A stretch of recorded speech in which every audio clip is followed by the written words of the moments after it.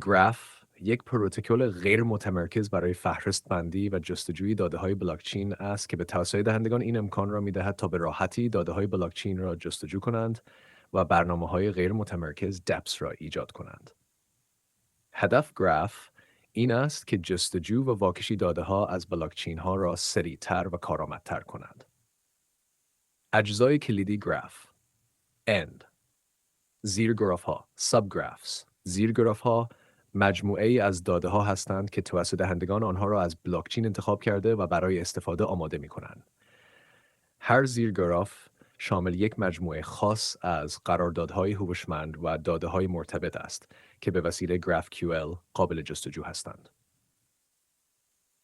GraphQL یک زبان جستجو است که به توسط دهندگان اجازه می دهد تا به صورت کارآمد منعطف داده ها را از زیرگراف ها بازیابی کنند.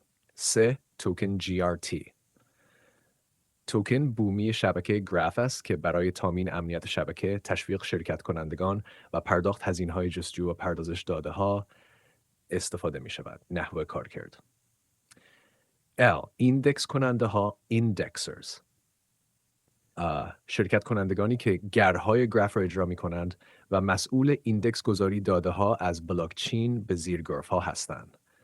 آنها برای خدمات خود از طریق توکن های GRT پاداش می گیرند.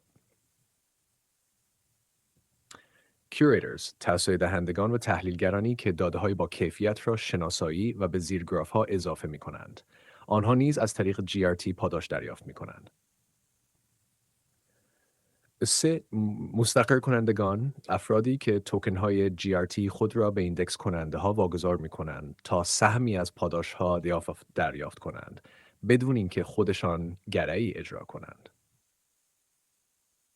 گراف با استفاده از این اجزا و مکانیزم ها تلاش می‌کند تا اکوسیستمی پایدار و کارآمد برای جستجوی داده های بلاکچین فراهم کند. این ساختار غیر متمرکز به معنای حذف واسطه ها و افزایش شفافیت و امنیت در مدیریت داده های بلاکچین است.